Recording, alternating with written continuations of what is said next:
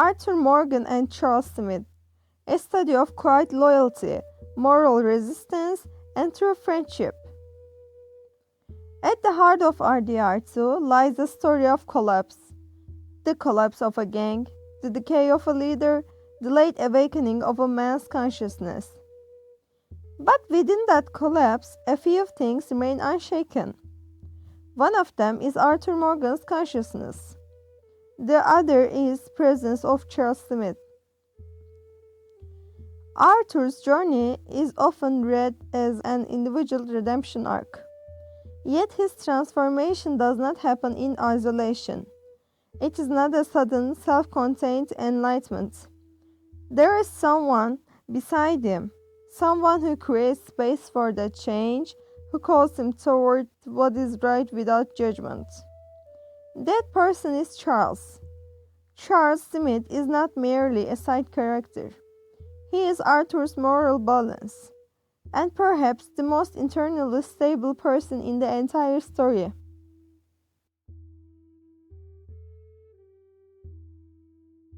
1. The difference between strength and solidity. Arthur is strong. He fights, he endures, he carries the weight of the gang. He is physically resilient, reliable in combat, and feared when necessary. But strength and solidity are not the same thing. Solidity is when your inner ground does not shift, when your moral compass does not spin every time circumstances change. Charles is solid. When Dutch's ideals begin to fracture, when the gang starts to rot from within, when loyalty loses its meaning, Charles does not lose his direction. This is why the bond between Arthur and Charles is not built on power. It is built on shared values. 2. The Wapiti conflict. More than politics, it is consciousness. The Wapiti storyline marks one of the story's most critical moral breaking points. Dutch begins to see the Native Americans not as people, but as strategic leverage. He fuels their anger, manipulates their pain, pushes them toward conflict, and steps back when consequences arrive. This is one of the moments where Dutch's true nature becomes undeniable. But Charles stands in a much deeper position within this conflict. Charles is half Native American. For him, this is not strategy, it is identity. He does not observe the suffering of the Wapiti from a distance. He feels it. The displacement, the humiliation, the systematic violence inflicted upon them is not abstract to him. And this is what separates Charles from the others. He does not instrumentalize pain. When Arthur decides to help Wapiti, many players interpret this as Arthur moving toward his high honor path. But the moral groundwork was already laid. Charles is the one who first takes the situation seriously. He is the one who actively wants to help. Arthur does not follow him blindly. He aligns with him. Both of them have begun to see that Dutch's path is wrong. And in doing so, Charles takes a real risk. 3. A quiet form of rebellion. Openly opposing Dutch in Chapter 6 is dangerous. The atmosphere is thick with paranoia. Loyalty is tested. Even minor objections are treated as betrayal. As players, we experience Dutch's anger primarily through Arthur, since we control him. But Charles carries the same risk. He disobeys orders. He works to protect the Wapiti. He sees Dutch's manipulation for what it is, and still chooses consciousness over blind obedience. Yet Charles' method is different. He does not shout, he does not try to seize leadership, he does not perform rebellion.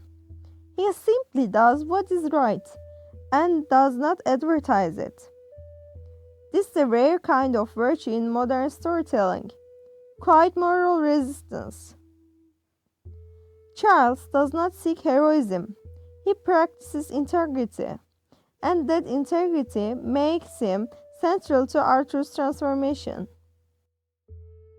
When Arthur learns he has tuberculosis, the tone of the narrative shifts dramatically. The story stops being about escape and becomes about reckoning. Arthur's fear is real. Death is no longer abstract. The conversation he has with Charles while riding together is one of the most important moments in the game. Arthur says that he is gonna die. This is one of his most vulnerable moments. A man who has survived countless battles finally confronts something he cannot fight. Charles does not offer false hope. He does not deny reality. He does not minimize Arthur's fear. Instead, he says, "You know you are going to die, but you can still do good things before that." This line does three crucial things. It accepts the truth. It respects Arthur's fear. It gives direction. Charles does not romanticize death. He reframes time. Arthur may not control whether he dies, but he controls how he lives until then. From this point forward, Arthur's actions become intentional. Saving John, standing firmly against Micah, protecting the Wapiti, these are no longer impulsive acts, they are conscious choices. He chooses to die as a good man, and Charles plays a profound role in shaping that decision. 5. The grave, the final form of loyalty. When Arthur dies, the gang is effectively finished. Dutch is gone, Micah pursues his own survival, the loud voices of loyalty have vanished, but Charles comes back. He does not have to bury Arthur. There is no obligation, no command, it's a choice. On a quiet mountainside in the wind and solitude, he digs Arthur's grave. Charles does not simply bury a body, he bears witness to a life. He knows who Arthur became in the end. He saw the effort, he saw the change. That grave is not just a burial site, it's the seal upon Arthur's redemption. And Charles is the one who places that seal. 6. Why do you need a friend like Charles? Charles' presence is not only important within the narrative. The game suggests something larger, something universal. You need a Charles in your life. Why? Because everyone loses their way at some point. Everyone can be swept up in the leader's charisma. Everyone can mistake loyalty for obedience. In those moments, you do not need someone who shouts at you. You do not need someone who humiliates you. You certainly do not need someone who abandons you. You need someone calm enough to tell you the truth. You know you are going to die, but you can still do good things before that. That line is not only for Arthur, it is for us. A friend like Charles does not ignore your flaws, but does not weaponize them either. Does not control you, but helps you realign. Does not despair when you are weak. Many people in life are like Dutch, charismatic, visionary, persuasive. Some are like Micah, chaotic, self-serving, destructive. But rarely you met someone like Charles. And those people quietly change the trajectory of your life. 7. Arthur's story isn't a solo redemption. Arthur's redemption is not purely individual, it's relational. Without someone like Charles beside him, his transformation might not have unfolded the same way. He might have leaned further into anger. He might have focused solely on survival. He might never have chosen to die as a good man. Charles is the echo of Arthur's consciousness, the steady ground beneath his shifting world. Arthur's story ultimately is not about the lone gunslinger finding morality.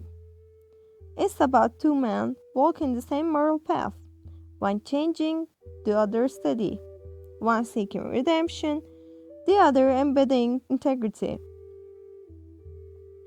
Conclusion: RDR2 is a Western tragedy, but it is also a story about friendship.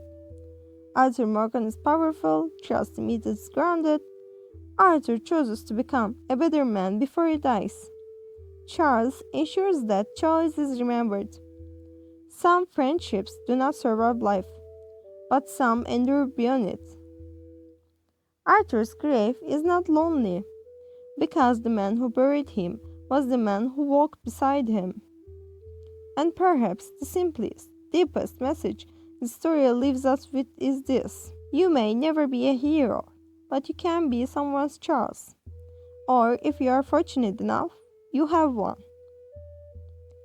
If you enjoyed this breakdown, don't forget to like the video and subscribe. There's a lot more hidden beneath the surface of RDR too, and we are just getting started. Let me know in the comments which character you'd like to explore next. And as always, thanks for watching.